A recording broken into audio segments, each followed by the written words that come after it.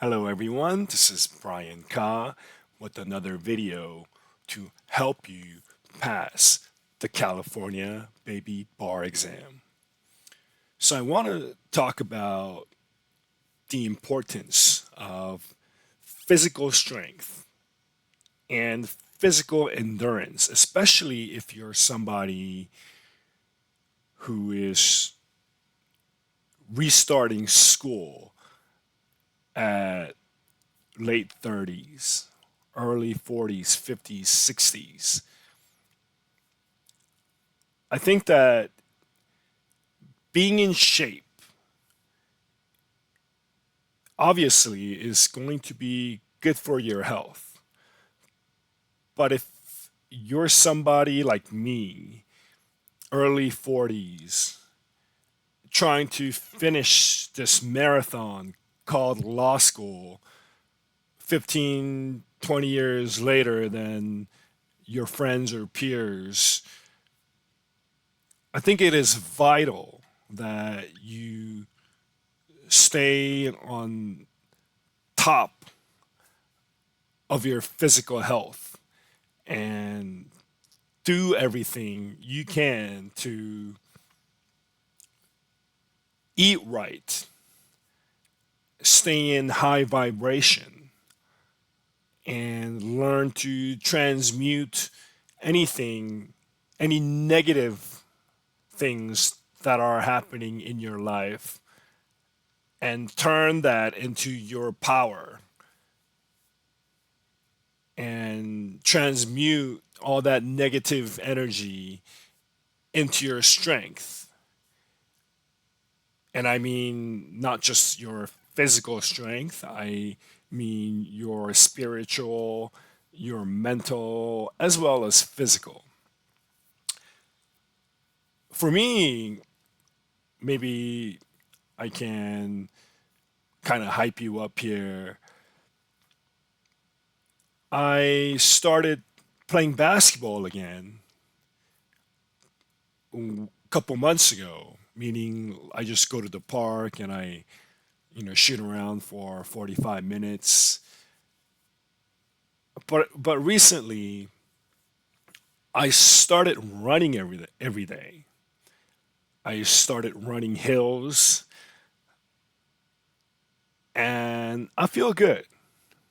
Like I was looking at my one of my previous videos and I was looking at my eyes and I noticed my eyes were kind of twinkling.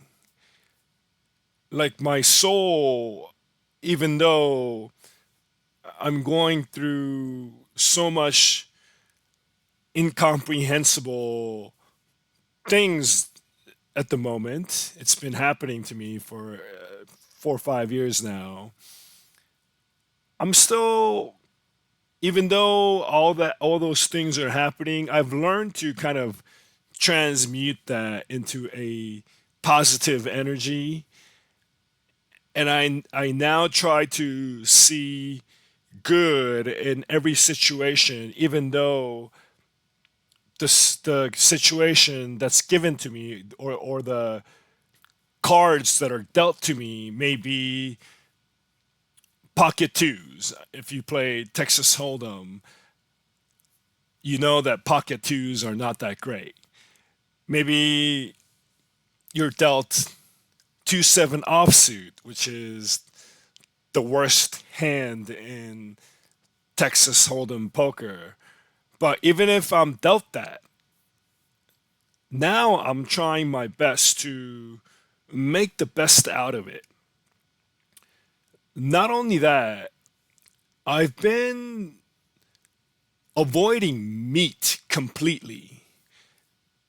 Like once in a while, I'll have some fish, but when it comes to beef or pork or chicken, I try to avoid it completely. So my diet has been like 6 days of only vegetables, some rice, some bread, and I'll have some cake.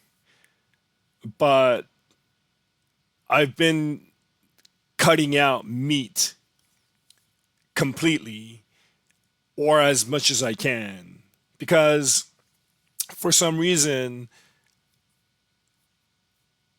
I feel the energy of food that we're eating. And when I see meat now, I know that this may sound weird, but the energy that I get is suffering because those animals probably didn't want to die. And I just don't want that in my body anymore. So I've been filling my body up with just plants, and I've been feeling very good. Now, I don't mean to talk bad about, my classmates or my colleagues, but some of my colleagues look pretty sick, meaning they're probably so focused in law school that they're to them I believe that physical strength is probably their not their top of the list kind of thing. But when you start to build physical strength while you're trying to finish this marathon called law school, there's so many benefits.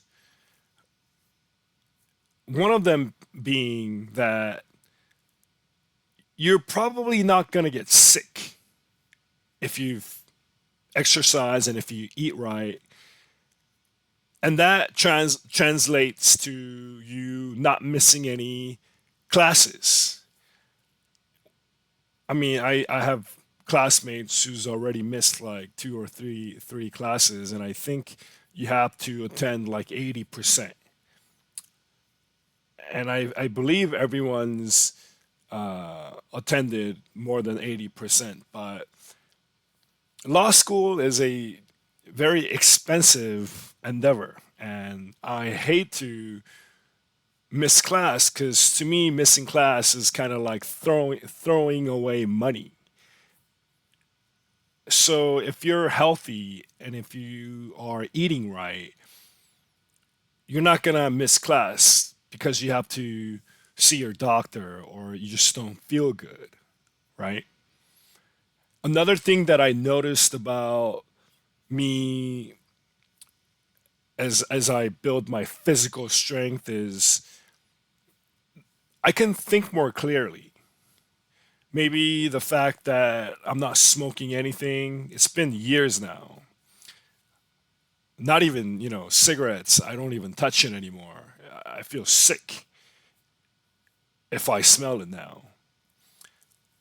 I'll have some wine once in a while. I'll have some beer, but nothing hard, At most I'll have, one or two cans and I'm done. Whereas in college I was drinking like 10 or 15 cans. No problem, you know. So make sure that when you're trying to do law school, when you're 40 and up, try to really take care of your body. And when you take care of your body, your spiritual, your mental, everything just kind of follows. And once you hit that spot, you're just gonna feel good no matter what happens to you. Life throws you a lemon or a curveball, you're gonna be able to think more clearly.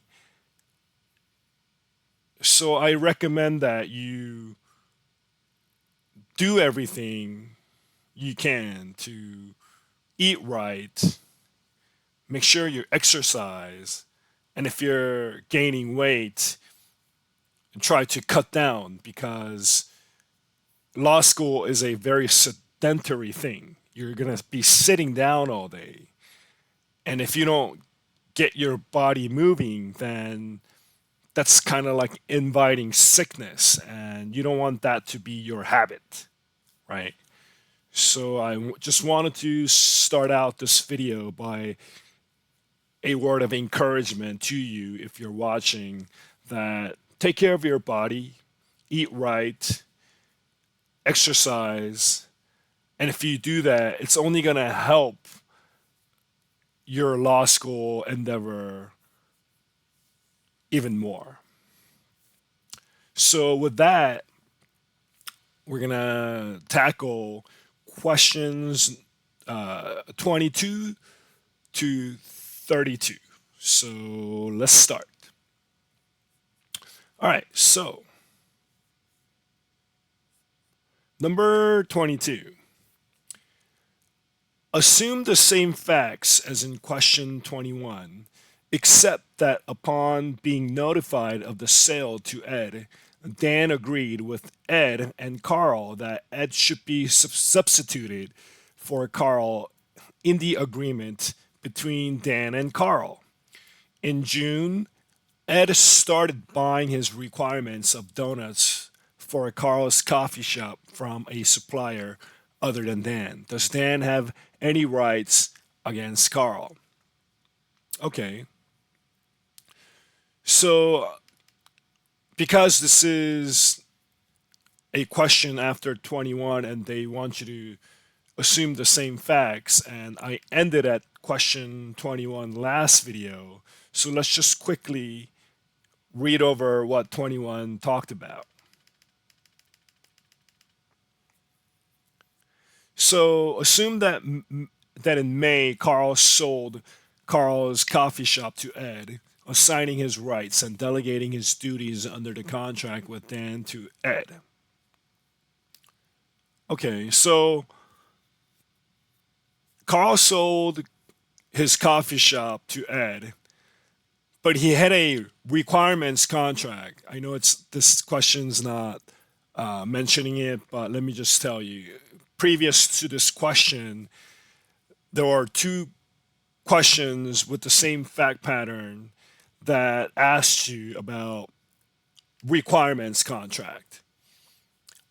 And if you recall, if you've seen my previous video, I told you that for requirements contract, it is valid, first of all, under the UCC. A lot of questions ask whether there was sufficient consideration for a requirements contract. And I told you that under the UCC, requirements contracts are valid, but it does require good faith. That's the first thing I talked about. And you can't ask for an unreasonably disproportionate amount from the stated estimate. Meaning, I told you in my last video that if the stated estimate was 50, let's say 50 donuts, you can't ask for 75. That would be unreasonably disproportionate from the stated estimate, right? So in question 21, the fact pattern said that Carl sold his coffee shop to Ed, and Carl had a requirements contract with Dan, right? And then 21 said Ed decided to continue using the name Carl's Coffee Shop when Dan was notified of the sale. He refused to supply donuts to Ed for Carl's Coffee Shop.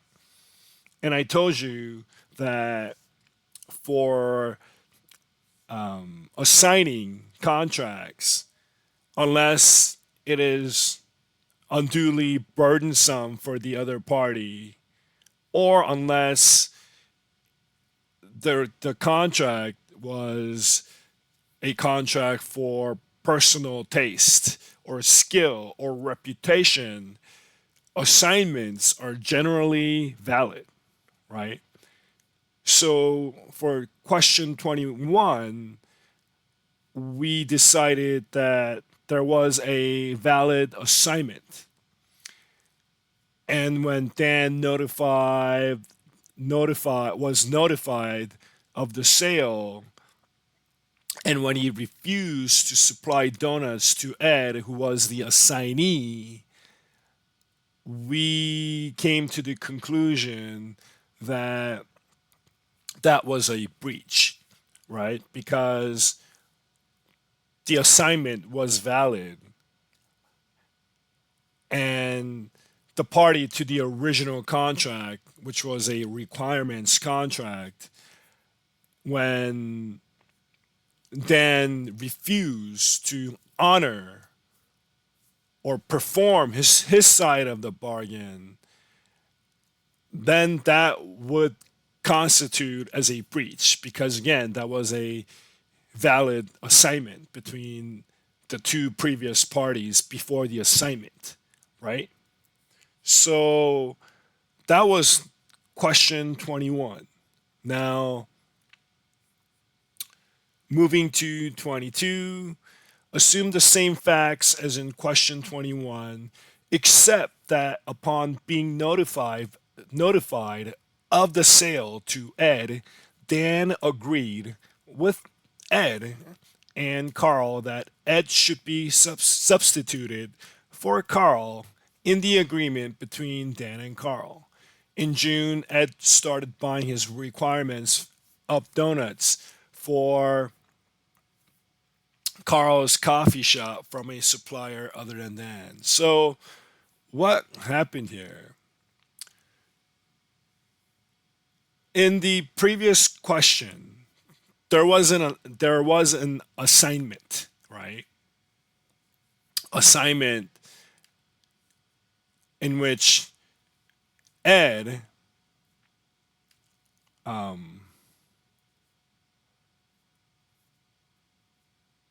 Carl assigned everything to Ed, and this assignment was not talked about between the signor, assignee, or Dan, right? But one thing about question number 22 is that they're telling you that when the assignment happened,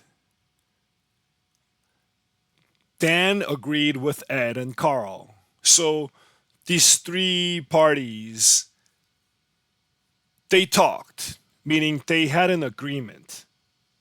And what was this agreement?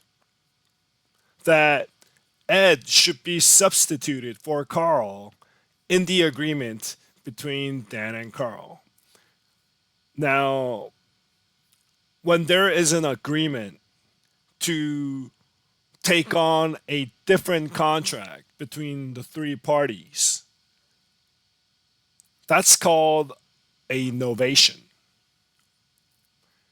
Now, when there is a novation between the three parties to take on a new contract, the party that relinquished his right, so in this case, Carl delegated and assigned his rights and duties to Ed, and the three people talked about that and took on another agreement. When that happens in a novation, the party who relinquished his right, who would be Carl in this case, is released from all liabilities. I know that novation is not something that I saw in Barmax questions or the 2024 June baby bar exam. I don't recall seeing a novation question, but all you have to know is that for novation, it is a agreement to take on another agreement, not the previous agreement, but when novation happens, the party who relinquished his right is released from liability or duty to perform. So, with that in mind, the question's asking, does Dan have any rights against Carl? So, Carl, who relinquished his rights, right? He's released from duty to perform because there was novation. Now, if there was no novation, and if we are talking strictly about assignment, in which the three parties never got together and assumed that they decided not to, or it didn't even talk about taking another agreement, discarding the old one, that wouldn't release liability on the part of Carl. But because there was a novation in this question, Carl would be released from his liability or his duty to perform. Had it been, again, a regular assignment without a novation, then Dan would have rights against Carl. But because this is a novation substituting another agreement, getting rid of the old one, Carl wouldn't be liable and Dan would not have any rights against Carl. So with that in mind, let's look at A. Yes, because a party who delegates his duties under a contract to a third party remains liable for breach of those duties. Well, that's not considering at all the fact that they had a novation. Because again, if you have a novation, then the party, the signor, would be released and would not be liable for breach of contract. So A is wrong. Let's look at B. Yes, because Dan was a third party beneficiary of the agreement between Carl and Ed. Well, this is not about third party beneficiary fact pattern. So you know that's automatically out.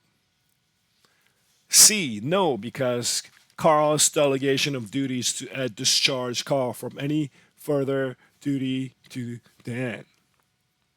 Well,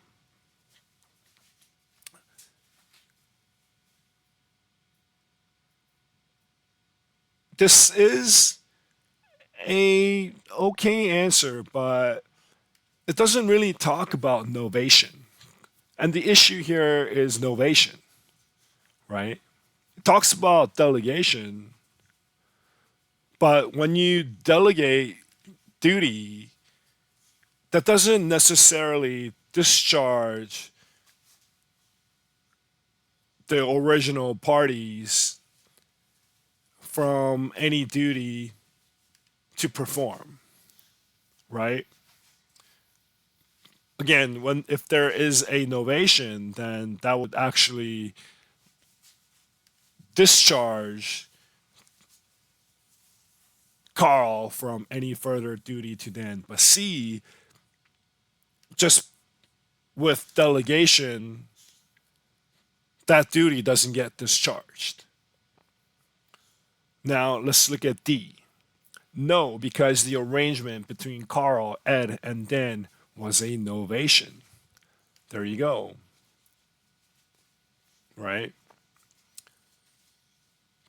The correct answer, D, talks about novation. Again, novation is the three parties in this case, Carl, Ed, and Dan, they agreed, the three of them agreed that Ed should be substituted for Carl in the agreement between Dan and Carl. And that itself is a novation. And because it's a novation, Dan would not have any rights against Carl because Carl, as a result of novation, his duty to perform has been discharged. This is not an easy question because I don't remember talking about novation a lot, even in contracts. My outline, it kind of did, but you're not going to see a lot of novation questions, but you never know. You may get one of these. So know what a novation is, know the effects of novation, meaning the original party who relinquished or delegated his duty, his duty to perform gets discharged, right? So in case something happens,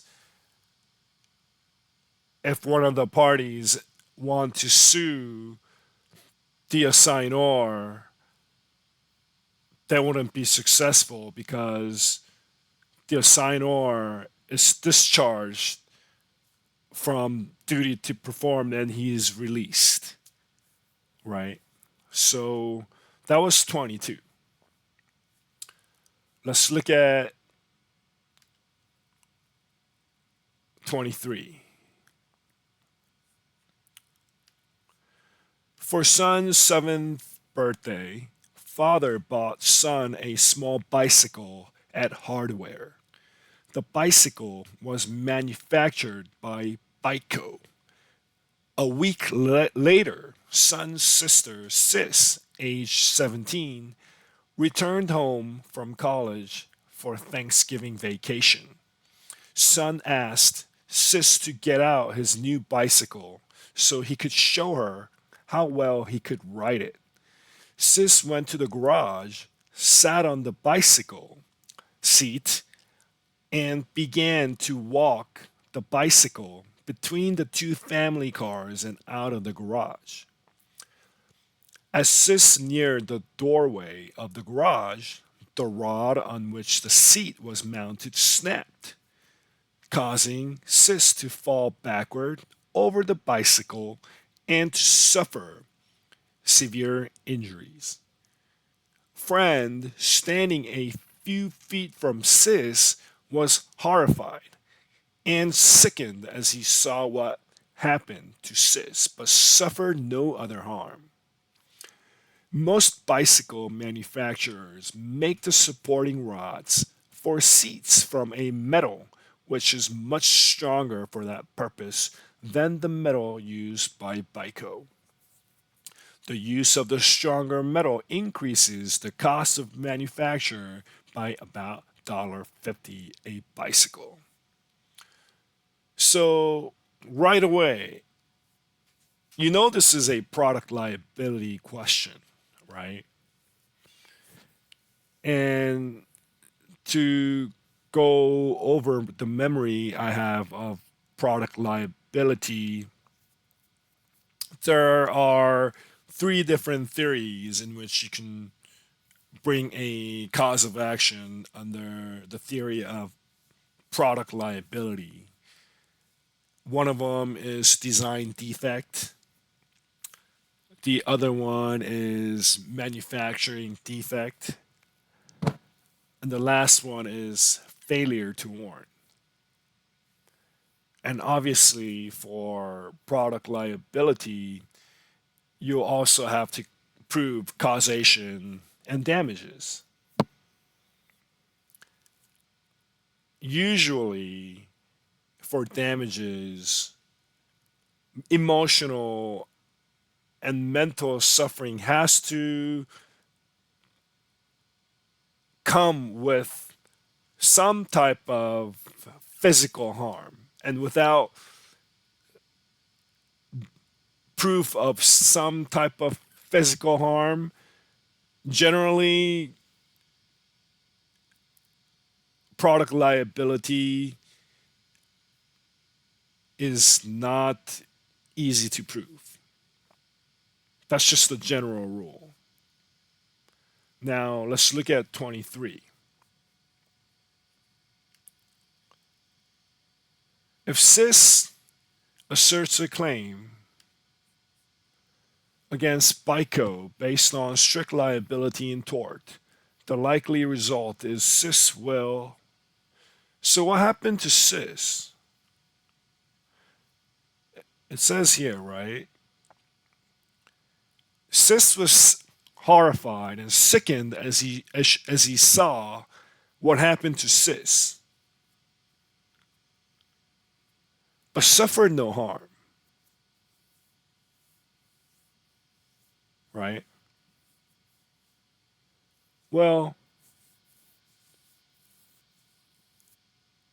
I'm sorry, that's not Sis. It was Friend that was standing few feet from Sis, was horrified and sickened as saw what happened to Sis. So, what happened to Sis? So, she returned home from college for Thanksgiving vacation. The bike belonged to Son, and Son asked Sis to get out his new bicycle so he could show her how well he could ride it. So she went to their garage, sat on the bicycle seat, and she walked the bicycle. And when she walked the bicycle near the doorway, the rod that was mounted it snapped and it caused Sis to fall backward over the bicycle and she suffered severe injuries. So one thing that comes to my mind is whether for product liability you are liable even for foreseeable misuse, meaning if somebody misused it, and if that misuse was foreseeable, then the plaintiff would have a good case. I don't want to say that they're going to end up winning because you still have to prove a bunch of stuff after that. But generally, if there was a misuse of a product, but if that misuse was foreseeable, then plaintiff will still likely, most likely win their case under the product liability theory. So I feel like this question is asking whether CIS's actions are something that is foreseeable because this bike did not belong to the CIS. It belonged to the Son, right? But even though it was CIS that got injured, are her actions foreseeable? Probably yes, because she was a foreseeable user, meaning if you have a bike, it's foreseeable that somebody else within the family would be walking it, would be using it, would be riding it. So even if you say this was a misuse, it was still foreseeable. And when you're a foreseeable plaintiff, you can go ahead and try to prove all the other elements of product liability. So we've established that she was a foreseeable plaintiff. And with that in mind, let's look at 23 and see if we have any answers that kind of talk about that, right? A, recover. If use such as hers was foreseeable, well, we just talked about foreseeability. We talked about foreseeable misuse, but this was not really misuse. But I'm just trying to tell you that even if it was a misuse, as long as that misuse was foreseeable, plaintiff would have a claim against the defendant. So A is probably the answer. Let's look at B, recover, because BICO can spread the risk of loss. I don't remember anything about spreading the risk of loss. That's not really a language that you use for product liability cases.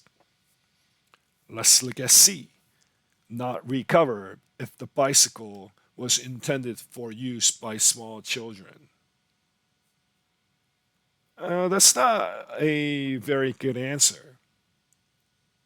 The bicycle was probably intended for use by small children, but that doesn't have anything to do with whether or not cis or somebody else that was using it was a foreseeable user, right? So C is wrong. D, not recover because the bicycle was purchased for son. I don't think that there needs to be privity, meaning I don't think that you have to be a direct purchaser as long as you're a foreseeable plaintiff or user, right? So even though the bicycle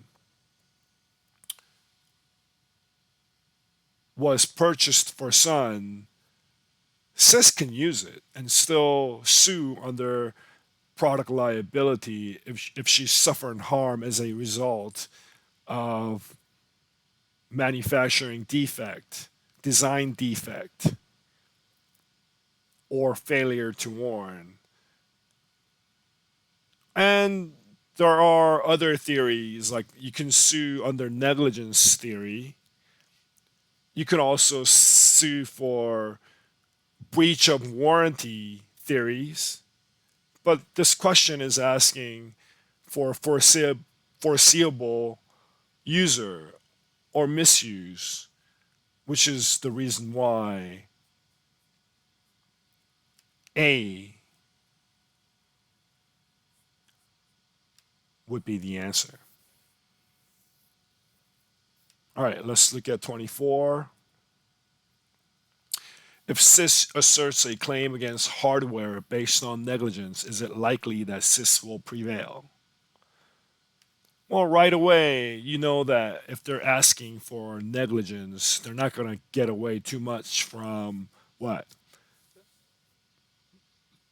Duty, breach of that duty, reasonable person standard, causation, foreseeability, cause and fact, but for, and damages. So we will probably have to see something, find something that will talk about hardware breaching their duty, right? So let's see if we can find that. A, yes, if the bicycle was defective. To prove negligence, you have to prove that they had a duty and that they breached that duty. A doesn't talk about that. So A is wrong. B, yes, if the bicycle was defective and hardware could have discovered the defect by a reasonable inspection. As soon as you see the word reasonable and the fact that they could have discovered the defect, that shows that they're talking about the second element, which is breach, right? So they had a duty to reasonably inspect. And if they could have discovered it, a defect by a reasonable inspection, but they did not reasonably inspect it, then that would satisfy the element of breach.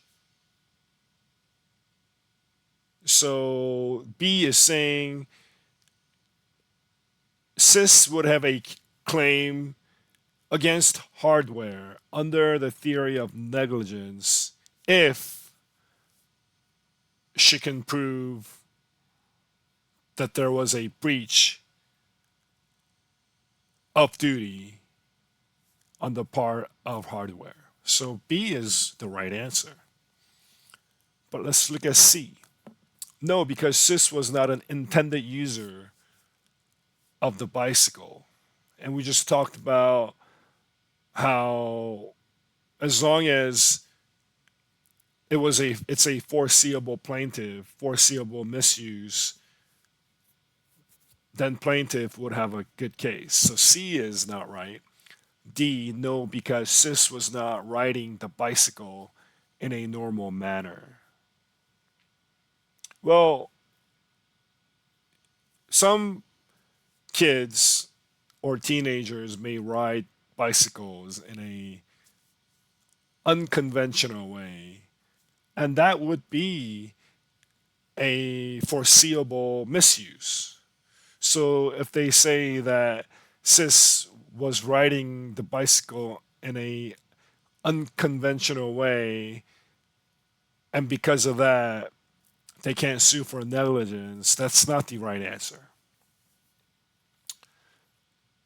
So B is the right answer. Let's look at 25. If CIS asserts a claim against hardware based on strict liability in tort, is it likely that CIS will prevail? Well, let's look at A. First of all, when they're talking about strict liability, they're not talking about inherently dangerous activities. They're talking about product liability. And in order to prove product liability, again, you have to prove that there was a manufacturing design defect or failure to warn. And you have to prove causation and damages, right?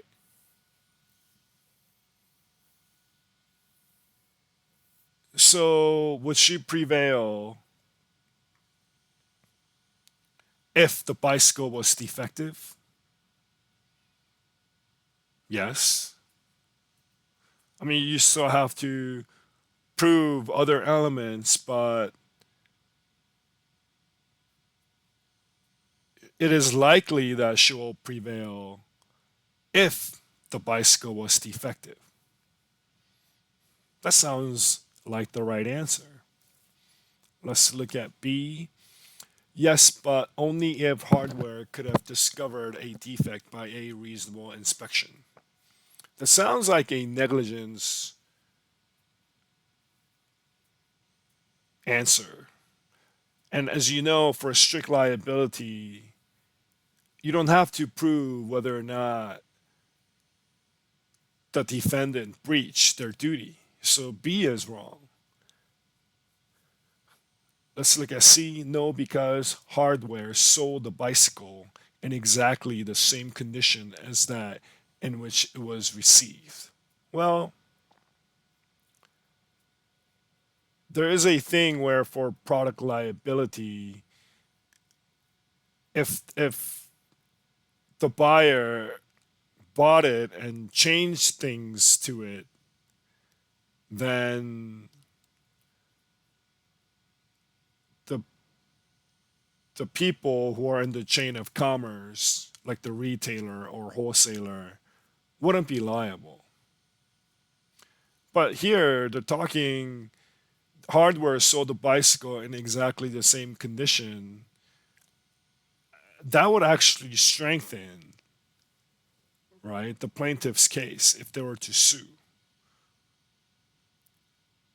So C is not the right answer. Let's look at D. No, because she was not in privity with hardware. Again, for product liability, as long as it was a foreseeable user, you do not have to be in privity with the defendant. So D is wrong.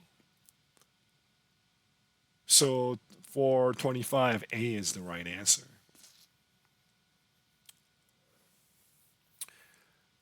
Let's look at 26. If friend asserts a claim against BICO based on strict liability in tort, is it likely that friend will prevail? Well, what happened to the friend? We kind of read over that earlier. We thought that that was the cyst, but it was the friend who was standing a few feet from Sis, horrified and sickened as he saw what happened to Sis, but suffered no other harm. In the beginning of the product liability question, I explained to you that generally product liability requires one to suffer some type of physical harm, like emotional or feeling horrified or sickened. It's generally not enough, right? So let's look at A, B, C, D. A, yes, if the bicycle was inherently dangerous. Well, we know already that product liability requires one to suffer some type of physical harm. So we're looking for an answer that would explain or talk about the fact that she wouldn't be successful under the theory of product liability if she were to sue under the theory of product liability because she suffered no physical harm. So A, let's skip it. B, yes, because friend was within a few feet of sis when she was injured. That is totally irrelevant. C, no, because friend was not using the product when the accident occurred. And this is like the third time that they're asking you about this. You don't have to be. This is not just not a good answer, and it has nothing to do with whether or not plaintiff suffered any physical harm. So let's look at D. No, because friend was horrified and sickened, but suffered no other harm. And there you go. Product liability requires some type of physical harm. D tells you that the friend was sickened and horrified, but did not suffer any harm other than her emotional damages. So D is the answer. All right, let's try to do a couple more. Al arranged with Bob to have Bob kill Vic by shooting him. Bob, in turn, paid Tom to do the killing. Tom went to Vic's home late one evening. Vic had gone to bed and had left his bedroom window open.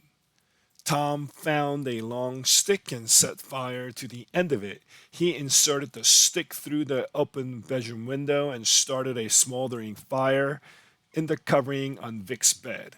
Vic died of smoke inhalation. Inhalation. But the fire was discovered and extinguished by Vic's son. The only damage to the home was smoke discoloration to the walls next to the bed. Did Al commit the murder of Vic? Okay, so we have a pretty interesting situation. So we have A who arranged with Bob. I don't like the word arranged. They could have said agreed. But arranged basically means that they agreed, right? To have Bob kill Vic. So A and B had an arrangement to kill Vic, by shooting him. And they tell you that Bob in turn paid Tom to do the killing. So right away, this kind of reminds you of a conspiracy question. Why? Because conspiracy requires an agreement between two or more persons. They have to have an intent to commit an unlawful act. And in certain jurisdictions, there has to be an overt act. And this question is not testing you on Pinkerton's liability, but according to my memory, under Pinkerton, co-conspirators are liable for any harm that's done as a result or natural and probable consequences arising from any co-conspirators' actions, right? So here, Al arranged with Bob agreement between two or more. Al and Bob, that's two or more. That's two. Did they did they intend to commit an unlawful act? Well, Al is the one that arranged Bob to kill Vic. So that's the intent. And how do you know what Bob's intent was? Bob paid Tom to kill Vic. So that's the intent, obviously. And the fact that Al arranged with Bob to kill somebody and Bob paying a killer named Tom to kill Vic are overtax if this jurisdiction requires it. Now, the problem in this question is the fact that the co-conspirators, Al and Bob, the killing didn't occur because of Al and Bob. It occurred because the conspirators one of them, Bob, namely, told another guy named Tom to kill Vic. But that would still be liable under conspiracy, and they would be liable for any harm that arises as a natural and probable consequences of conspiring to kill somebody. So the fact that the killing came from Tom doesn't matter because they started a chain of reaction. They conspired. And as a result of that conspiracy, one of the co conspirators hired a killer, which in turn, that killer ended up killing their target, right? So this is a conspiracy case. And because they set off the chain of events, and because Vic dying was a natural and probable consequence of the conspiracy that was formed between Al and Bob, Al would be liable for murder, right? So let's look at ABCD. So it's 27. Did Al commit the murder of Vic? Yes, because Al and Tom were co-conspirators. I mean, yeah, they're co-conspirators, but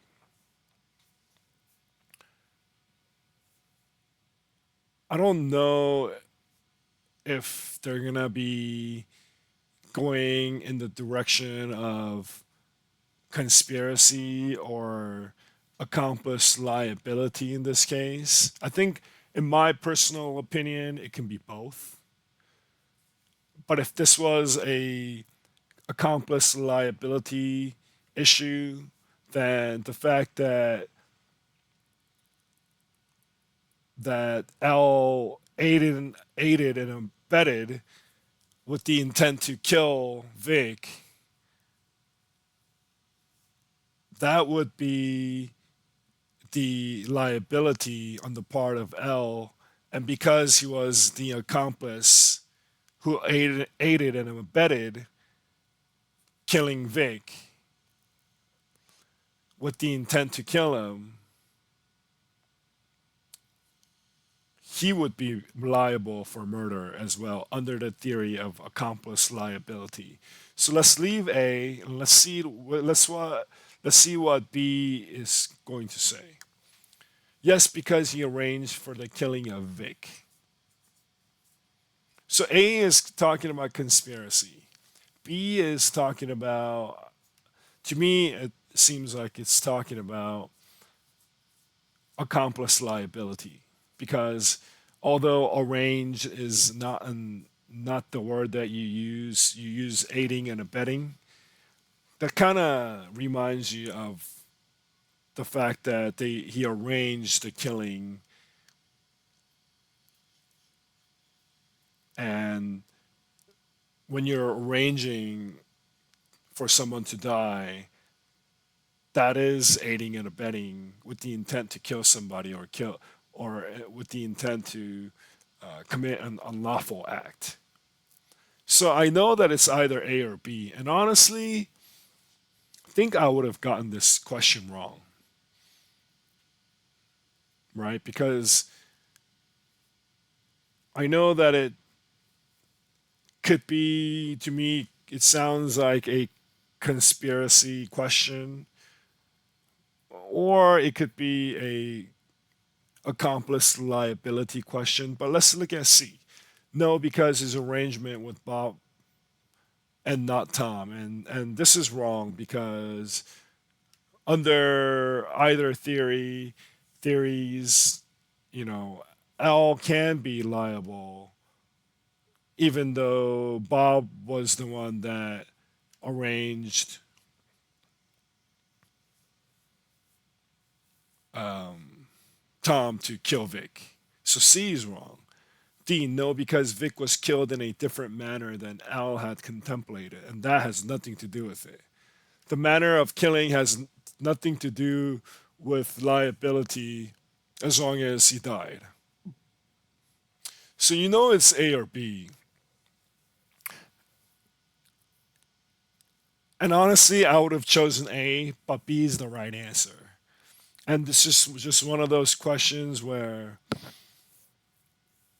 to be honest, again, I would have gotten this wrong. But just know that this particular question seems to me that instead of analyzing under the theory of conspiracy, they wanted you to analyze it under accomplice liability. And the fact that Al was the one that aided and abetted with the intent to kill Vic, he would be liable because he arranged that killing of Vic. I know that may not be a satisfying explanation, but that's the best I have. And the best I can do is try my best to analyze using my method of reasoning and thinking. And again, I would come down to A or B. I would have chosen A, but the right answer is B. So let's not waste any more time there. Let's look at 28. We're almost done. We just have to do until 32. So four more questions. Is Tom guilty of common law burglary of Vic's house? So burglary, breaking and entering another person's dwelling house at nighttime with the intent to commit felony therein, right? But what happened in this case is when how did Vic die? Well, he died by fire, but did Tom, who killed Vic, did he commit burglary? Well, did he break and enter? It looks like.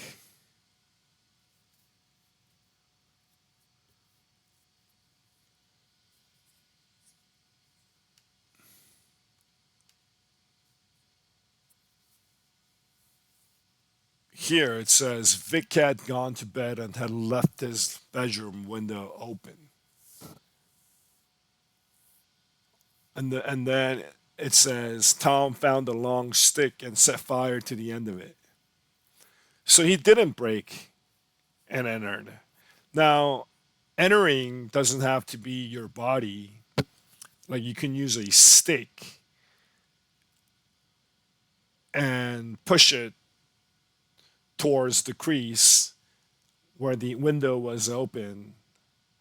And as long as you satisfy the rest of the elements of burglary, that would be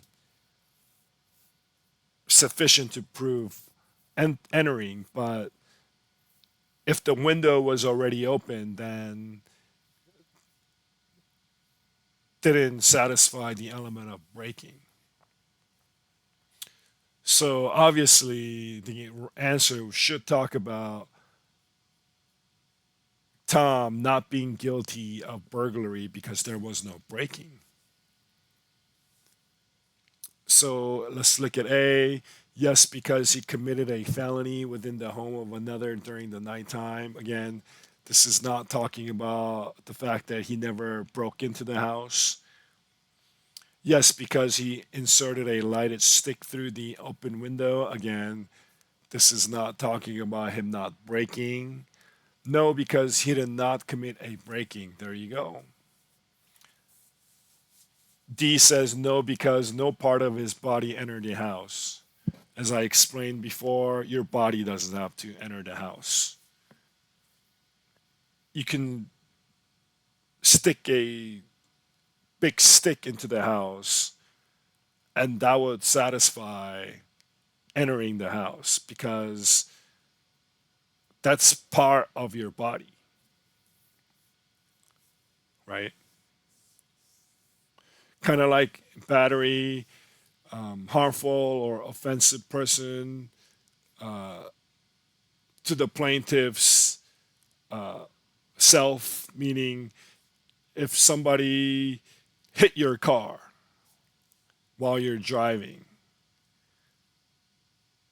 that would be harmful and offensive touching to the victim because that is an extension of your body as well, right? So it doesn't have to be specifically in this case your body entering. If it's an extension of your body which you're holding and you entered another person's dwelling house, that would be sufficient to satisfy the element of entering under burglary, right? So 28 is C. 29 is Tom guilty of arson of Vic's house. Let's see. Arson is malicious burning of another person's dwelling house, right? But the thing about burning, malicious burning, is that there needs to be charring or there needs to be combustion. Like if somebody tried to commit arson, burn another person's dwelling house, and if it didn't char or if there was no combustion, then there would not be arson there. With that in mind, it says here that the only damage to the home was smoke discoloration to the walls next to the bed. If there was charring, that would definitely be arson because the way he set up that fire or smoke was malicious, right? Intent to commit great bodily harm, depraved heart. So that would be insufficient to prove arson because the facts tell you that there was only smoke discoloration. So let's look at something that talks about that. A, yes, because there was smoke damage to the walls, and that is contradictory of what I just said. Smoke damage is not enough. There needs to be charring, there needs to be combustion, a fire. B, yes, because a burning occurred in the commission of an inherently dangerous felony. That sounds like they're talking about felony murder, and that's not right. C, no, because arson is a specific intent crime. Well, the fact that arson is a specific intent crime, what does that have to do with this answer? They're asking if Tom is guilty of arson. D, no, because there was no burning of any part of the house, and that is the right answer. There was smoke discoloration, but there was no charring, and there was no combustion. It means there was no arson. So we have just three more. Ed told Pete, an auto mechanic, that he had stolen a car and that the engine had to be rebuilt before it could be sold. Pete agreed to perform the work under the following terms. Pete would receive 300 upon completion of the job. even though his normal fee was 600, and he would receive an additional 600 when Ed sold the car. After rebuilding the engine and before the car was sold, Pete and Ed were arrested. Did Pete commit the crime of conspiracy to sell the stolen car? The thing about conspiracy questions is that if they just said, did Pete commit the crime of conspiracy? That would be more general. But once in a while, they ask you whether somebody committed conspiracy to sell the stolen car, right? So if they're asking you whether Pete committed conspiracy to sell the stolen car, that means that there has to be an agreement between one or two people, and there needs to be an intent to commit a felonious act.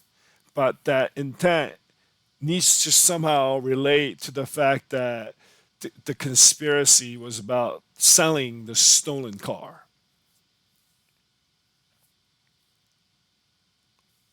So let's just look at the answer choices. Yes, because he agreed to rebuild the engine knowing the car was stolen. Well, the fact that he agreed to rebuild the engine doesn't really prove the fact that he was trying to commit conspiracy to sell the stolen car, right?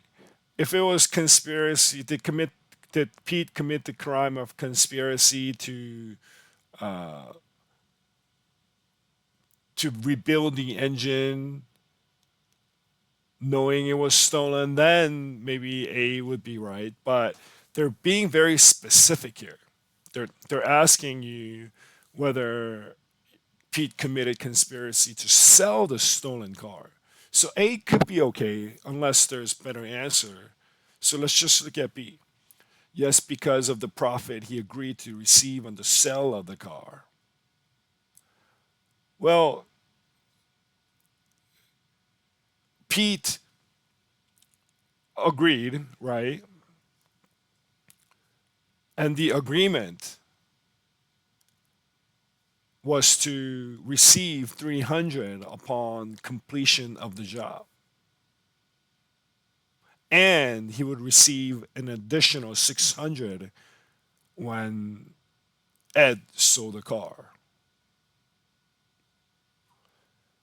So, because this is about selling, conspiracy to sell the stolen car, when the agreement was an an agreement to receive some kind of profit once the car sold versus an agreement to rebuild the engine, the agreement that he was supposed to get some kind of profit as a result of selling the car is probably a better argument or more specific argument to prove conspiracy to sell the stolen car. And again, this is another one of those messed up questions that I would have probably gotten this one wrong too, because I would have overlooked the fact that they're asking you for conspiracy to sell the stolen car. And as soon as you look at A, you know, that is probably enough to satisfy the element of agreement to prove conspiracy without selling the stolen car. But because they attached conspiracy to sell the stolen car, B is probably the right answer or better answer here. C says no because Ed was the person who was going to sell the car. That has nothing to do with the fact that we're trying to prove conspiracy to sell the stolen car by Pete. D, no, because Pete's rebuilding of the engine was not per se illegal, and that has nothing to do with conspiracy. So you know it's A or B. But to answer the call of the question, conspiracy to sell the stolen car, B is the better answer compared to A. So B is the right answer here. And again, that's this section of the 100 questions seem very difficult. That's total of two or three questions that are just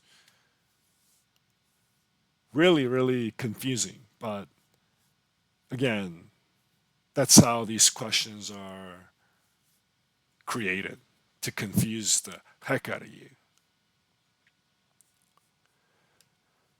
So let's look at 31 and 32 and we're finished. Paul was 9 years old and a third grade student in school. While playing in the schoolyard during the recess period, Paul became involved in a fight with David, 10 years old, and a student in the fourth grade. David kicked Paul in the leg during the fight, and as a result of the kick, Paul suffered a fracture of a bone in the leg. Paul, through an appropriate legal representative, has asserted claims for damages against David and against the school district. Will Paul prevail on his claim against David? As soon as you read this, you know it's a battery because battery is intentional, harmful, or offensive touching with the victim's person, right? Causing damages, right? And obviously, when David kicked Paul and Paul was fractured, that would satisfy the elements of battery. But one thing about like when the baby bar tests you in the context of kids playing at school, because it's probably presumed that kids fighting at school is a normal occurrence. I'm not trying to justify it, but I think what I'm trying to say is the context is important for some of these baby bar questions, especially when you see like school kids during school hours fighting and one gets injured. Just know that it's not automatically a battery case. Know that in this type of scenarios, they want you to consider the context in which these kids suffer and harm and the environment, which is school in this case. And when it's happened during school, you're expected to see kids fight. And it's presumed that sometimes kids will get into altercations. But if one kid acted out of hand and if the kid used excessive force that is beyond reasonable force, then that would probably make plaintiff's case a lot stronger. But without excessive force, it is likely that the plaintiff will not prevail. You see what I mean? So let's look at A. Yes, because David kicked Paul. Again, consider the context of this situation where we presume that at school kids fight, and just because a kid, David, kicked Paul is probably for the I don't know if this may be true in real life, but for the purposes of the baby bar exam, that's not enough. Let's look at B. Yes, if David started the fight, again, that has nothing to do with it. C. No, unless David used excessive force, and that's what we talked about, right? It's kind of like they love to test you on two people deciding to play one on one at a local park, play basketball, and one person gets injured, and the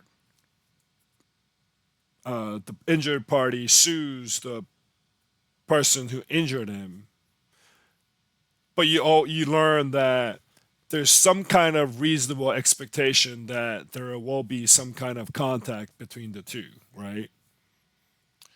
And unless there was force that was unreasonably excessive outside of the scope of what was agreed, what was reasonable under the circumstances,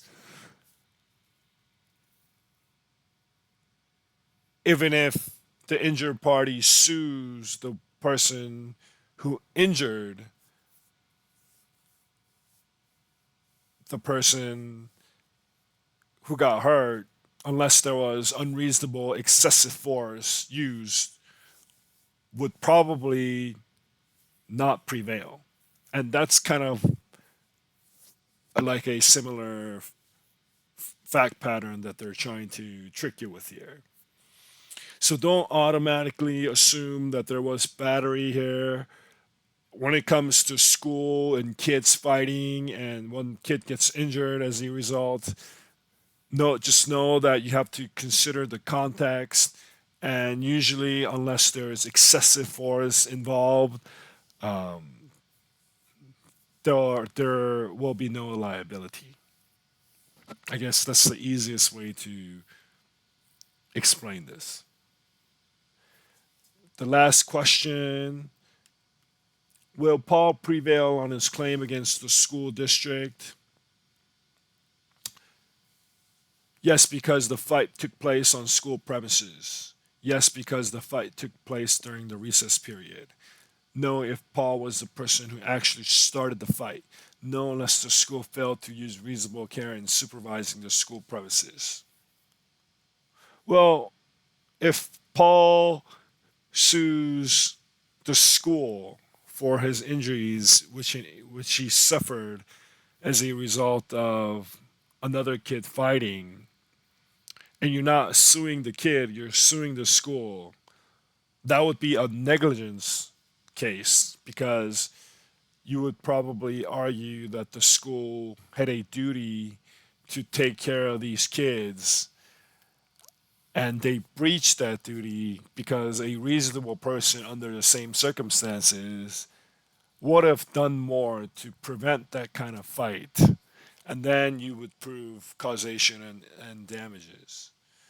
So if Paul can prove that the school failed to use reasonable means to protect him from getting injured, there would be no liability here. And that's what D talks about. No, unless the school failed to use reasonable care. Meaning, unless school breached their duty to take care of their students, they would not be liable in this case. So out of the three videos that we've done so far, this was the hardest set of questions. I mean, no matter what, I don't think that I would have gotten everything right here, to be honest. But again, our goal is to get a 70. If they curve it, and if everybody else who takes the next baby bar exam does worse, they're going to lower the passing score. So I wouldn't worry so much about getting everything right. I would worry about getting more than 70 is a little risky, but try to get like a 75 on it, 80, because this is not an easy test again, but it's doable. If I can do it, you can too. And also, let's end with this. One of the good things about taking the baby bar is that it's gonna prepare you for the real bar exam. And I think for me, it's worked to my advantage instead of working as a disadvantage. And without this experience of taking the baby bar, studying for it for more than a year, failing one time, I would not be the same law student that I am today without all these extra hurdles that I had to go through, as opposed to those who finish in 3 years and, you know, become lawyers much faster, you know. So going back to my talk at the beginning of this video, if you can transmute negative experiences into positive, then I think that you're gonna your life will be full of joy and happiness. And obviously, when difficulties arise, you're not always gonna be joyful and happy, but if you can still see good in every situation, no matter how bad it gets, try to see what's good in it. I think that will tremendously change your life in a positive way, and it'll help you raise your vibration, raise your frequency. And because we are all one, all connected, it's not just going to benefit you, but if you raise your vibration, because we are one, the law of one, it's also going to help raise the vibration of others, which in turn will help raise the vibration of even bigger realms outside of just you and I. And I think that's it for today. I talked about a lot of things, and some of the questions today were very difficult, but we still did it. And so far, if you've seen 3 of my videos, we've already done 32 questions, and hopefully, I can finish making videos for the rest of the questions, and that way you can really benefit from these videos, and hopefully as a result you will end up passing the baby bar, and that preparation you went through to pass the baby bar will only help you pass the real bar exam. So, with that, I thank you for watching today's video, and I'll see you guys in the next video.